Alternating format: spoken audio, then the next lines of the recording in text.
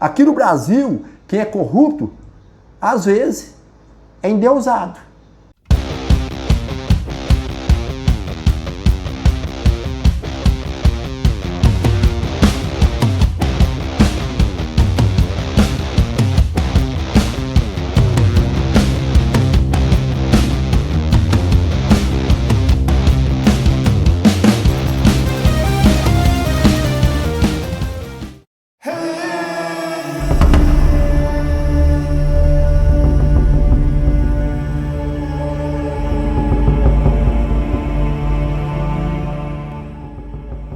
Em uma terra nada distante,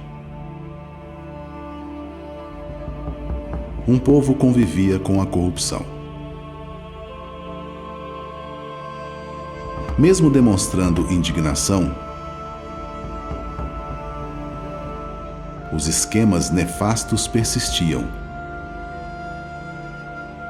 e corroíam o sistema público. Mas tudo isso começou há muito tempo atrás.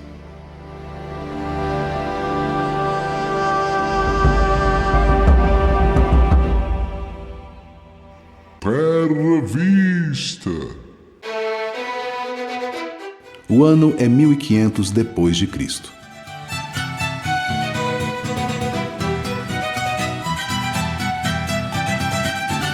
Juntamente com portugueses, gripes e piolhos, a corrupção também desembarcou na terra de Vera Cruz. Com o passar dos anos, ouro e pau-brasil eram enviados aos montes para a Europa. Diamantes e cana-de-açúcar também deixavam a terra brasileira com destino ao velho mundo. Muita coisa ia embora daqui para nunca mais voltar.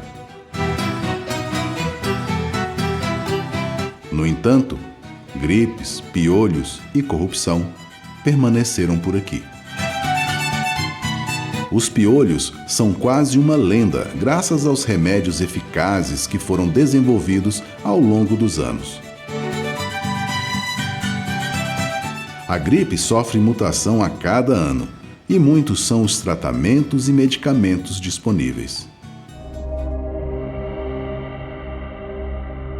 A corrupção, porém, reinventada e aperfeiçoada a cada instante, continua firme e forte em nossa sociedade. Os remédios disponíveis quase sempre não funcionam como deveriam.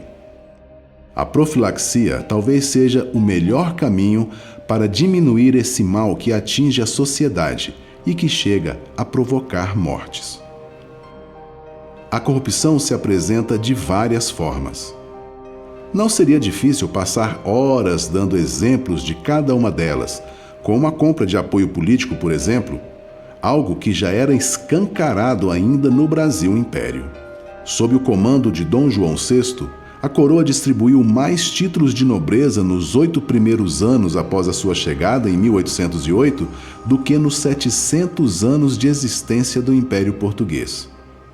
Esses títulos garantiam ao rei o apoio que ele precisava para comandar o Brasil, que já naquela época produzia mais riquezas que Portugal. Aos agraciados pelos títulos, benevolências da corte, que fazia vista grossa para a sonegação de impostos em grande escala, além da tranquilidade necessária que conseguiam para fazerem praticamente tudo o que bem quisessem. Como se vê, impunidade e compra de apoio político não é nenhuma novidade por aqui.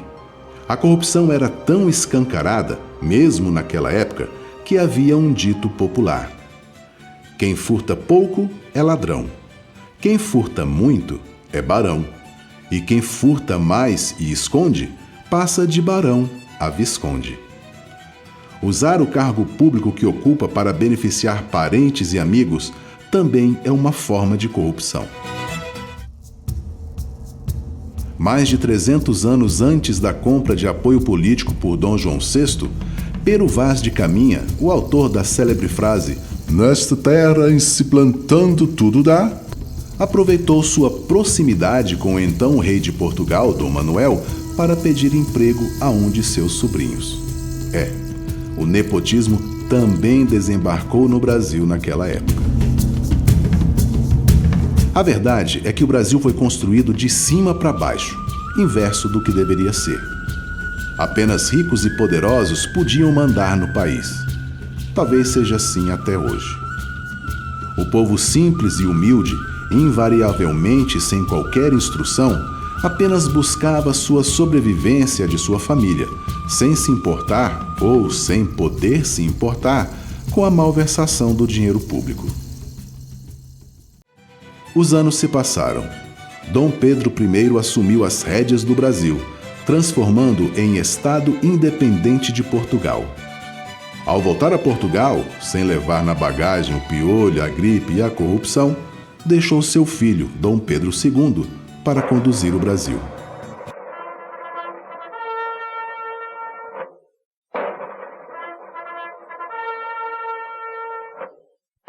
Quando a República foi proclamada em 1889, caíram os títulos de barão e de visconde. Mas surgiu uma nova classe de poderosos, os coronéis, verdadeiros mandatários do país. Em várias regiões do Brasil, eram eles quem determinavam em quem muitos eleitores deveriam votar, o conhecido voto de cabresto. Se o resultado da eleição não fosse o esperado, os coronéis obrigavam o mesário a mudar o resultado. De um jeito ou de outro, os interesses dos poderosos sempre foram colocados em primeiro plano. O tempo passou. A capital do país saiu do Rio de Janeiro e foi para Brasília. Leva para o coração do Brasil um centro de cultura e de civilização, que será amanhã a nova capital do Brasil, Brasília. O gênio de Lúcio Costa e a criatividade de Oscar Niemeyer, inspirados pelo ideal de Juscelino, projetam no papel a nova capital do Brasil. Os gigantes nunca descansam. Entre eles, Juscelino, o realizador, e Israel Pinheiro, o administrador. Do sangue, da luta, do sonho de um povo, Brasília é feita de pedra e de amor.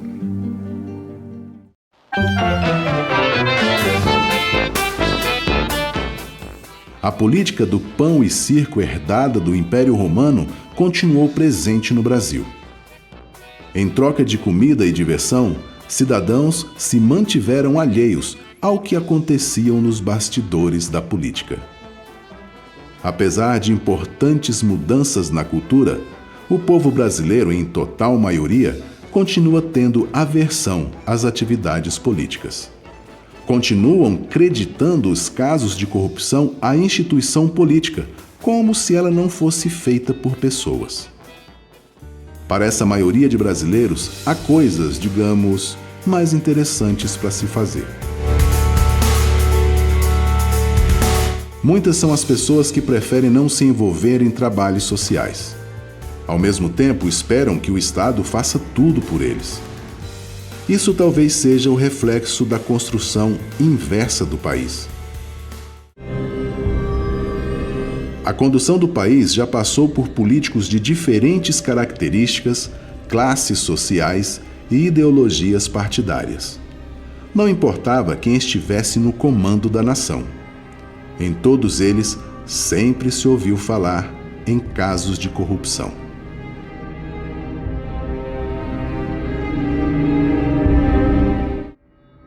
Em algumas ocasiões, as suspeitas foram confirmadas e os responsáveis punidos.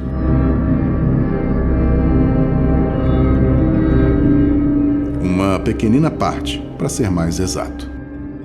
Mas a corrupção não é uma exclusividade do Brasil, nem de outros países ainda em desenvolvimento.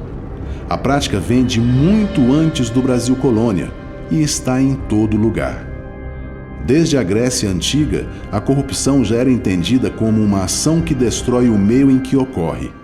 Ela atrapalha o desenvolvimento social e econômico de um país. Uma das grandes causadoras da corrupção no mundo é a desigualdade social.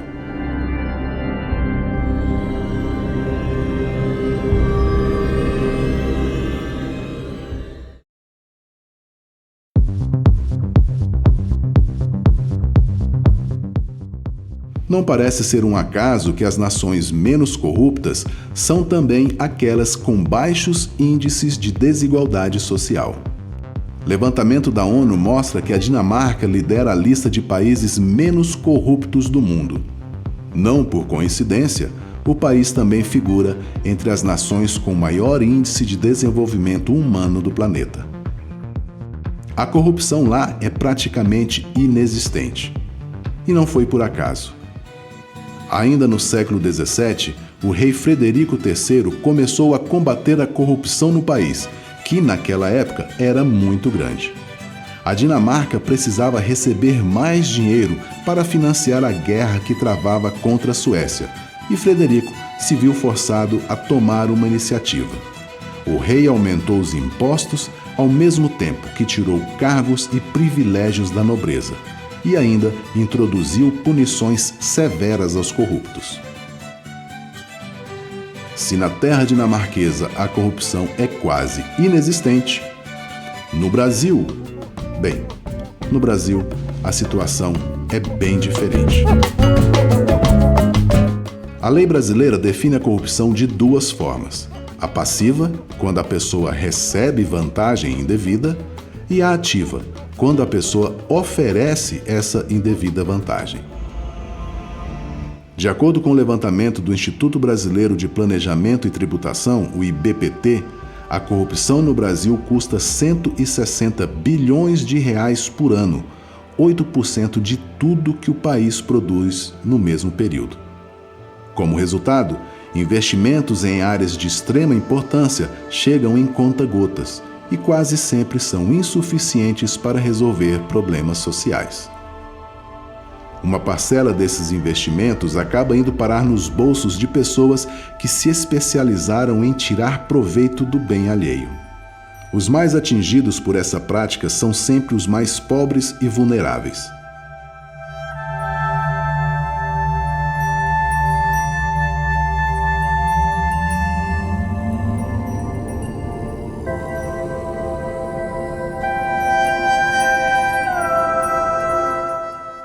Vamos lembrar aqui alguns casos de corrupção envolvendo pessoas importantes do país. O juiz Nicolau dos Santos Neto, que ficou conhecido como Juiz Lalau, desviou dos cofres públicos R$1 bilhão em valores corrigidos das obras do Tribunal Regional do Trabalho de São Paulo, do qual era presidente.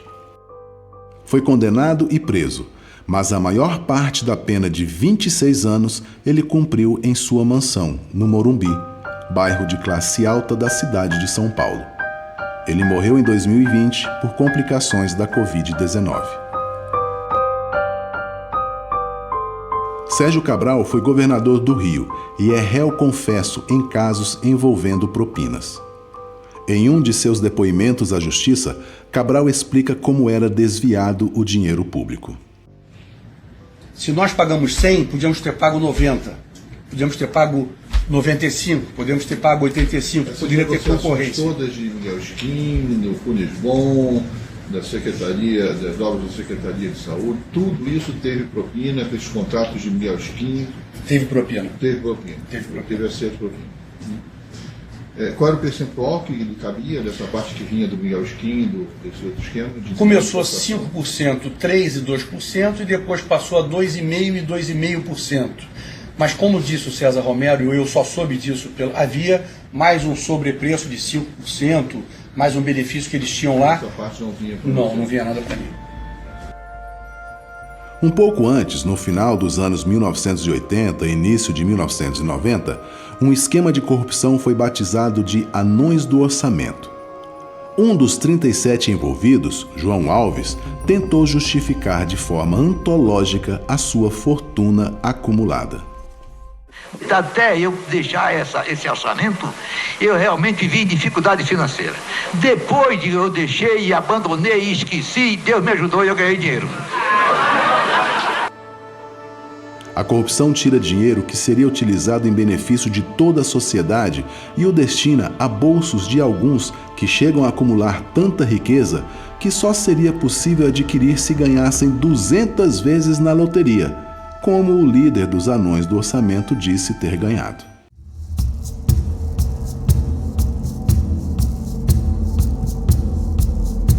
Sim, a corrupção interessa a todos nós, brasileiros natos ou não, que vivem neste imenso país repleto de riquezas naturais e de um potencial enorme de crescimento.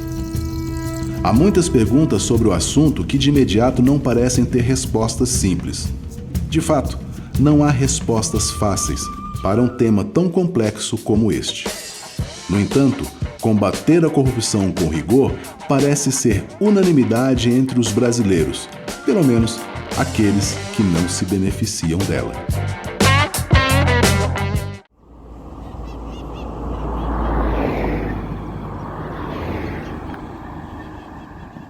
Para tentar entender como a corrupção é vista pela sociedade e como ela impacta em suas vidas, ouvimos algumas pessoas.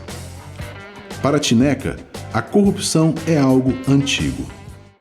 Olha, eu não sou uma pessoa aprofundada, gosto de leitura e baseando no que eu leio, Deus de velho sempre, nas histórias antigas, a corrupção é um mal muito antigo já, é um mal crônico, né? É um câncer. Tineca também diz que a corrupção é algo sem solução. A corrupção, infelizmente, eu não vejo solução, não. Ele não acredita na boa vontade dos políticos em combater a corrupção. Seria possível, mas eu não vejo a vontade, a disposição do ser humano, principalmente da classe política, de combater a corrupção. A classe política que teria o poder, por exemplo, eu acho que falta vontade. Para ele, a sociedade também falhou em combater a corrupção. Então eu não acredito no fim da corrupção, não. A corrupção ela é um vício do brasileiro, do ser humano. Ainda assim, considera o Brasil um país muito bom. O Brasil é o Brasil. Apesar de tudo, o Brasil é muito bom. Apesar de tudo, o Brasil é muito bom.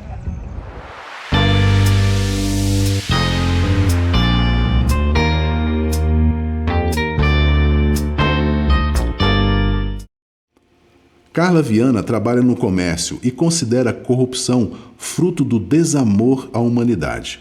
Olha, eu enxergo a corrupção no Brasil como um desamor à humanidade. Eu acho a corrupção um problema muito sério, que enquanto a sociedade também não tiver essa visão quanto a isso, o Brasil não consegue caminhar. Ela acredita que a corrupção tem que ser analisada pela sociedade. Eu acho que a corrupção não poderia ser analisada por políticos, e sim pelo povo, por pessoas normais que estão no meio de outras pessoas, vivenciando a vida que o ser humano normal, que está ali no meio de todo mundo, vive.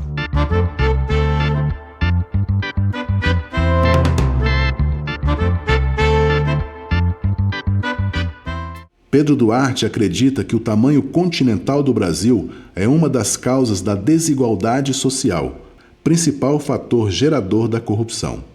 Então, né, o Brasil é um país com um território muito grande. Tem pontos no país que tem muita miséria.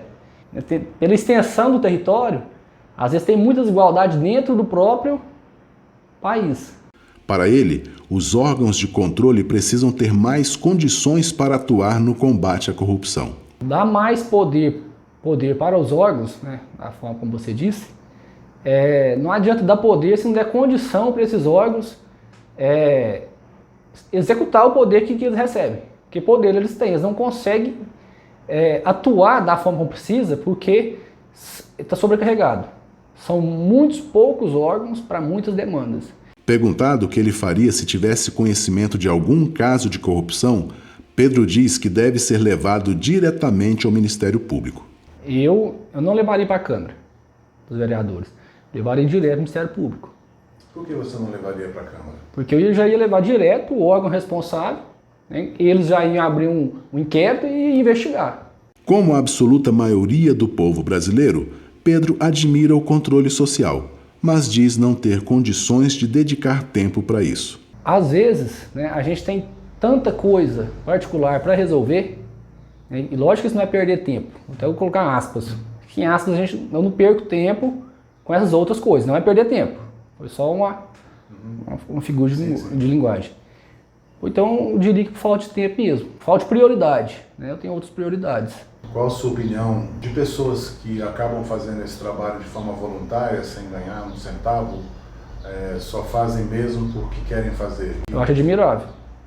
A pessoa coloca um interesse aí público acima do seu interesse particular.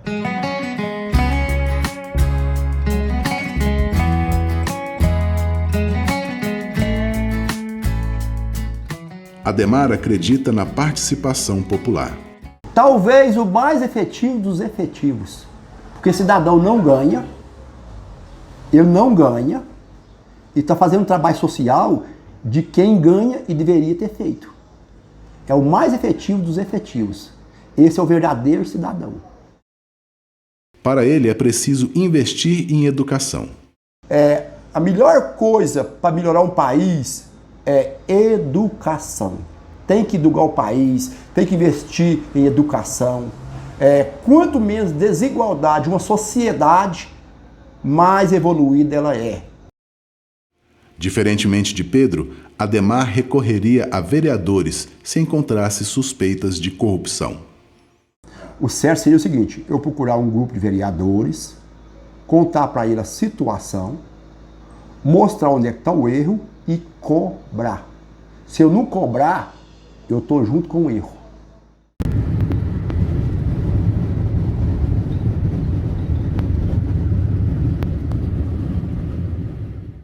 Divino Bilinha acredita que a corrupção faz parte do ser humano. Toda a história do mundial, a corrupção é uma coisa que está no ser humano.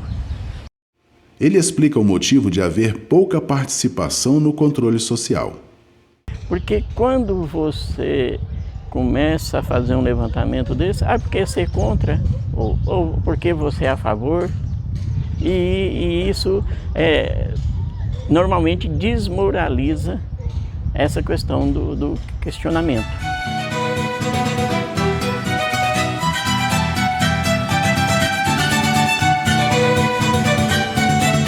Ao longo dos séculos, a corrupção foi aperfeiçoada e a sua fome cresceu em igual proporção ao crescimento populacional do planeta. Não parece haver no horizonte alguma forma de acabar com a corrupção. Talvez porque ela jamais terá um fim.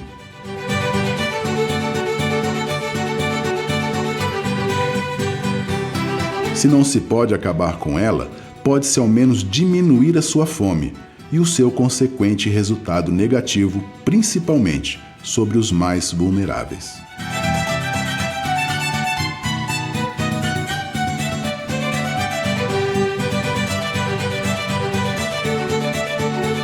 E você?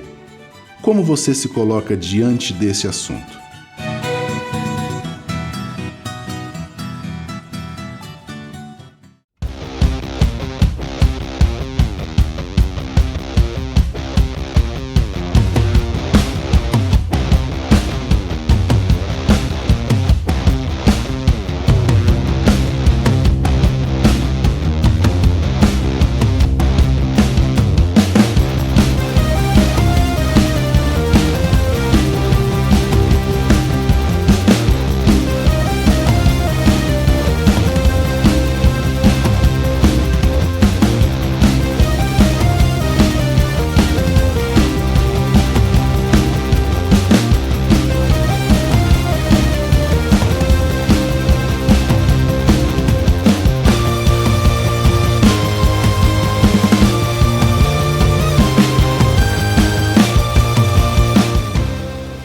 O Instituto OPS, entidade que prima pelo controle social, que acredita na força do brasileiro para combater a corrupção, quer saber o que você pensa sobre o assunto. A entidade disponibilizou um formulário simples e rápido de ser respondido e espera que você contribua.